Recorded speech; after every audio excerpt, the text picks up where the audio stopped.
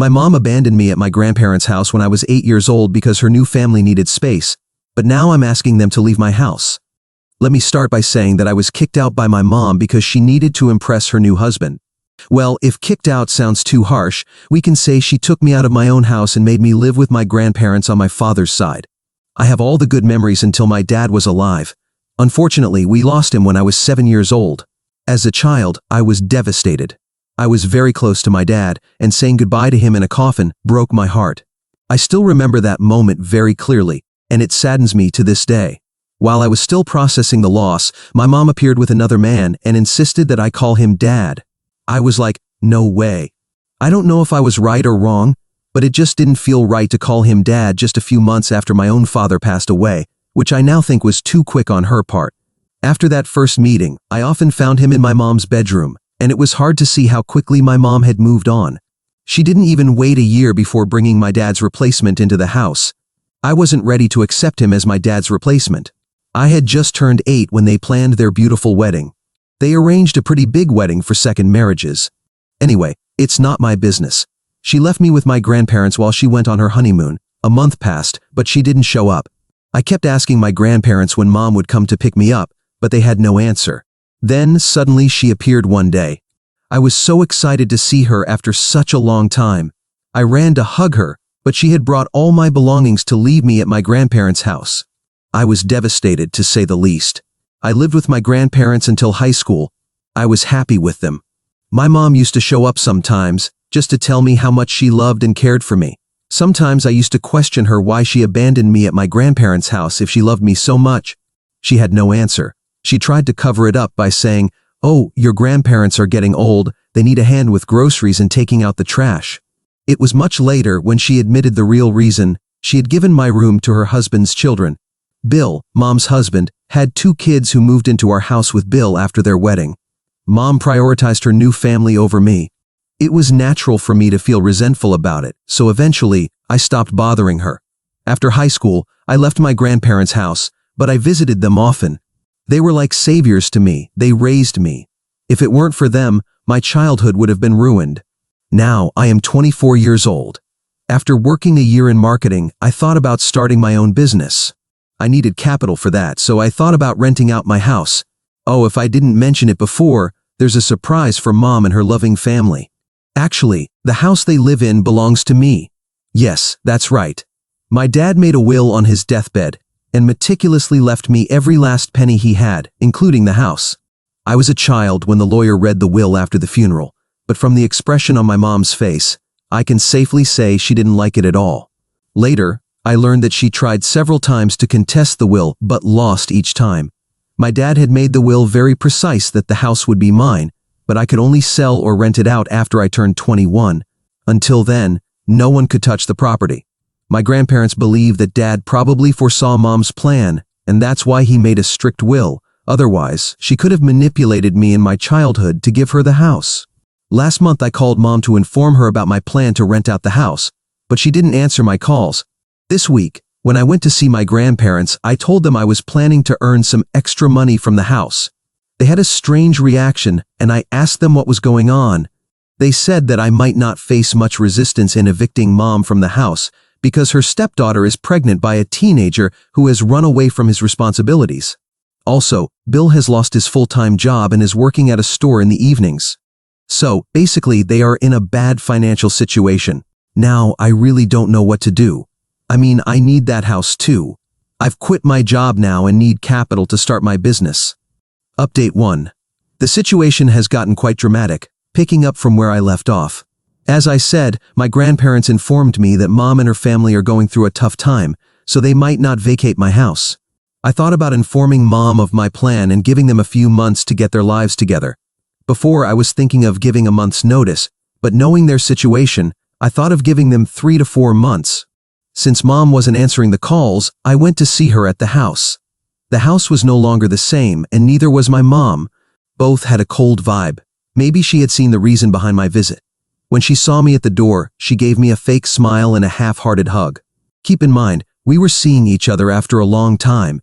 Yes, she would come to visit me after I entered my teenage years. Yes, I had become bitter toward her. Why wouldn't I? Even though we met after so many years, she didn't even bother to ask me how I had been. She wasn't interested in knowing anything about me. It was like, "Oh, you're here, so it must have been something important that brought you to my doorstep." The pleaser in me said, "Oh no, nothing important, I just came to see you. It's been a long time." She smiled and said, "Sure." There was a wave of silence followed by another 5 minutes until I got up to leave. It was definitely unpleasant. I didn't feel welcome at all. Besides my mom, my pregnant stepsister was also at home, and she also gave me a nasty look, as if I was there to cause some kind of trouble. At that moment, I gave up on the idea of reclaiming the house. I explored other means to get the money for my business, but my mom crossed all limits of narcissism. Last week was the 15th anniversary of my dad's death. My grandparents organized a small prayer ceremony at the church. Since I was in town, I decided to have a decent ceremony, feeding the poor and giving out some gifts to underprivileged children. I invited my friends and relatives to the prayer. I also sent an email to my mom inviting her, but she didn't respond. When I tracked the email history, I found that she hadn't even opened it. This was my first email to her.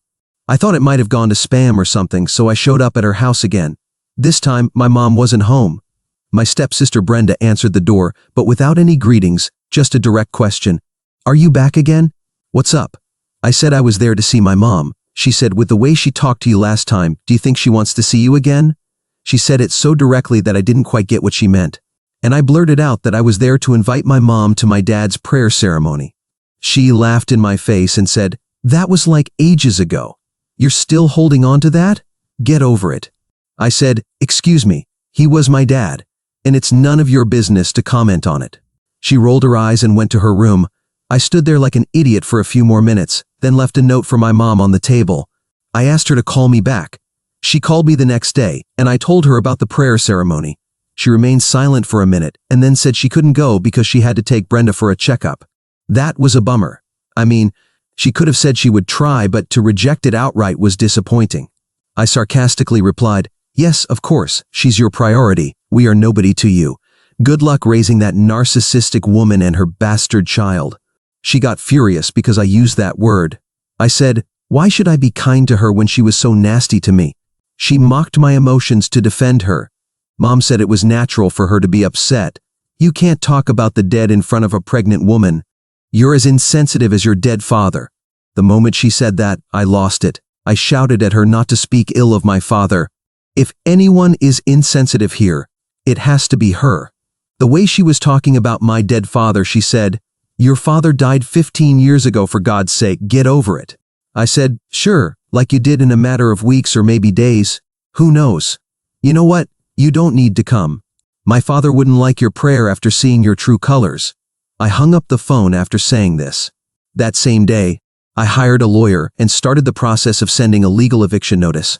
The lawyer took about 15 days to validate my father's will and send the notice to my mom.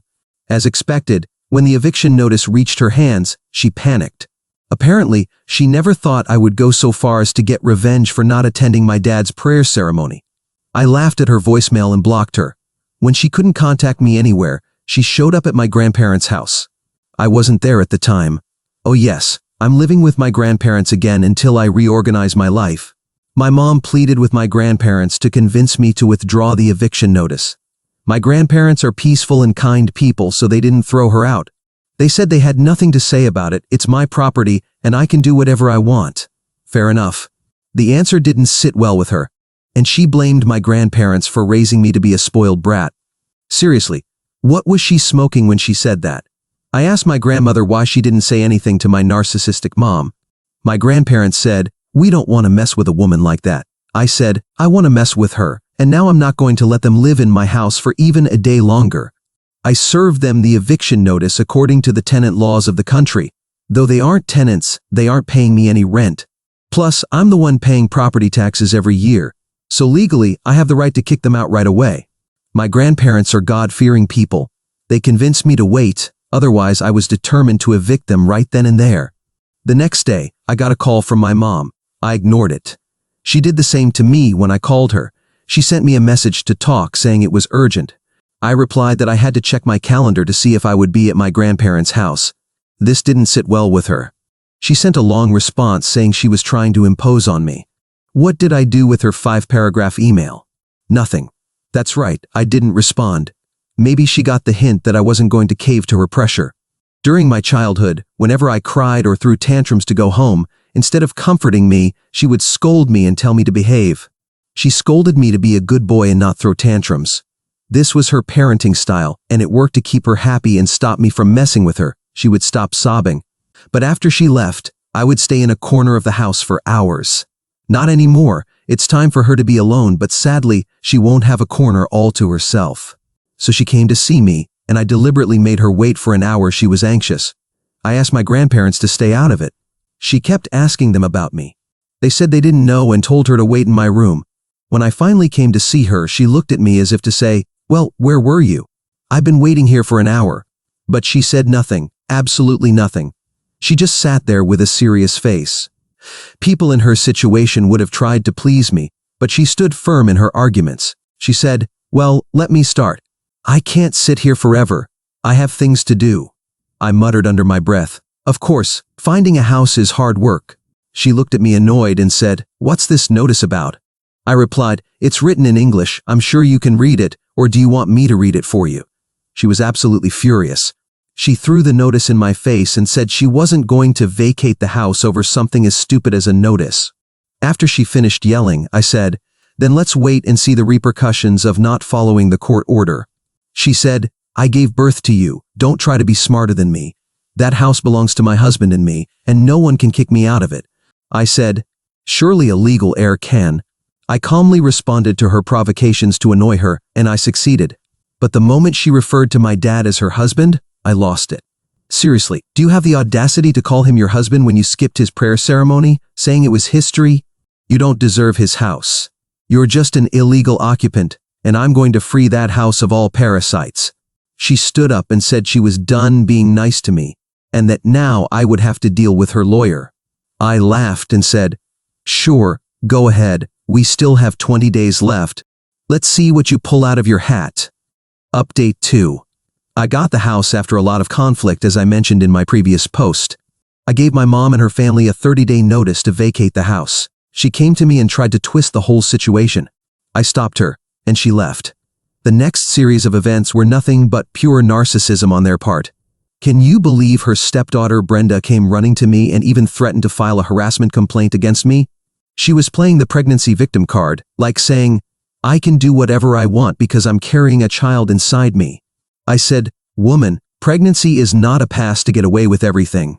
She tried to mess with my grandparents until we showed her the cameras installed around the house. I said, "If you set foot here again, I'm going to have you arrested." Then my mother comes to defend her precious stepdaughter. She accused me of abusing and mentally torturing her pregnant Brenda. She said she was going to sue me for it. I said, "Sure, let the judge decide based on the camera footage." When she couldn't vent her anger anymore, she calmed down. She started sobbing and said, "What did I do wrong in raising you to become such a selfish person?" She began blaming herself for not raising me properly. In fact, she dragged my late father into it, saying it was his fault for dying so early and not giving me a proper upbringing. I said, "Wait, if anyone's to blame, it has to be you. Not for raising me badly, but because you never raised me. I was raised by my grandparents, and they did quite well. You should feel bad for abandoning me, but you know what? I'm glad you didn't raise me. I see how poorly you've raised your stepdaughter." I brought up the topic of teenage pregnancy. I know I shouldn't have moralized, but in the heat of the moment, I did. Naturally, she got furious with me. I realized I had crossed the line, so I stayed quiet after that. I said I didn't want to keep talking. I just want to get my property back. I've let you live there for free for so many years. Now, I really need it. I tried to make her understand my situation, that I quit my job and needed money to start my business, so I would be renting out the house. She got angry because I was evicting them just to let other strangers live there. I said, "The other strangers will pay me rent. If you agree to pay, you can live there." She got furious because I was bringing money into family matters. I said, "There's no family here. You threw me away like a pile of garbage and barely cared about me. My birthdays, Christmas, Thanksgiving, you barely showed up. And when you did, you made me feel like you were doing me a favor. What kind of mother does that? A mother like you, right?" She tried all means to manipulate me, emotional manipulation, guilt tripping, and her usual angry outbursts. When she understood that I wasn't budging, she left. You might be thinking they vacated the house after that. No, they didn't. My mom's useless husband still had to enter the scene. That stupid man sent a voice message saying, "Man, you don't know who you're messing with. I can come visit you and make you beg for your life, a punch to your face, and you'll forget about the house. If you keep this up, I'll knock you out." That guy is big, and he loves to show it off. I don't know much about him, but my grandparents warned me not to mess with him. He's a bully. Of course he is, but he's a fool. He presented evidence against himself by threatening me in a voice message. I didn't respond because I wanted someone bigger to handle him, the police. On the supposed day of eviction, I went to the police station and filed a case for threats. I had solid evidence. My lawyer accompanied me to the station and requested the police to come with us for the eviction. Initially, they were reluctant to come. They said, "Call us if they cause trouble, but we don't want to deal with illegal occupants on our own." Some cash helped persuade them, and they accompanied us. When I arrived at the house with my lawyer, Mom, Bill, and Brenda started insulting us. Even her loser husband came out with a hockey stick. But as soon as they saw the police vehicle behind our car, he backed off. The police showed them the eviction notice and told them to leave. They were so sure they weren't going to leave that they hadn't even packed their things. They asked the police to give them another month. The police looked at me and I said, "No way." Now, after all these threats, they started using Brenda's pregnancy to get a few more days. But I stood firm and said no. I received some strange looks from the police indicating that I was being insensitive, but I was following the legal path, so no one had the right to comment. Then they tried to negotiate for one more day. I said, 3 hours from now. They looked at me bitterly. Bill even tried to persuade me with teary eyes. The police shouted, "Move it, more packing and fewer looks." We all left after that. The police asked them to hand over the keys at the station from where I would pick them up. We had to pay the police extra to facilitate this, but it was totally worth it. Who wants to deal with those squatters? My lawyer suggested I request a restraining order on the property in case they wanted to return and harass me or the tenants. They are perfectly capable of doing so. We did, and the police gave them a copy of the restraining order and explained the consequences of violating it. The pettiness on their faces was evident. Finally, I got the house, and I've put it up for rent. I hope to get a good deal and start my business as soon as possible. I've had enough of dealing with those despicable people. This will probably be my last update unless they mess with me again. Thank you for reading this and supporting me throughout the process. Update 3. After some time, I finally found tenants for the house. It took a while because I had to make some repairs, but they were delighted with the place and signed the lease without any issues. I thought I had finally left all the problems related to the property behind, but it seems things weren't going to be that easy. A few days ago, I received a call from my new tenants. They were visibly distressed and informed me that someone was trying to forcibly enter the house. At first, I thought it was an attempted robbery, but when I got there, I had an unpleasant surprise. It was Bill, my mother's husband, who was trying to kick the tenants out to take possession of the house. When I confronted Bill, he became aggressive and started shouting that the house belonged to him and that he had the right to live there. I tried to calm the situation and explained that he no longer had any rights to the property, that he even had a restraining order against him for the house, but he refused to listen to reason. The situation was about to get out of control when the neighbors, alerted by the commotion, called the police. The police arrived quickly and tried to mediate the situation. However, Bill became even more aggressive and started insulting the officers. Finally, when he tried to resist arrest, the police had to subdue him and arrest him for violent behavior and delayed trespassing, as well as for violating the restraining order. It was a relief to see that the law was finally on my side without having to pay, and that Bill would face the consequences of his actions.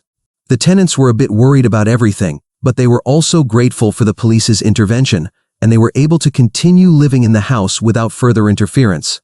I know what Bill did is concerning, but with all the charges he has, I think things are going to be a bit complicated for him.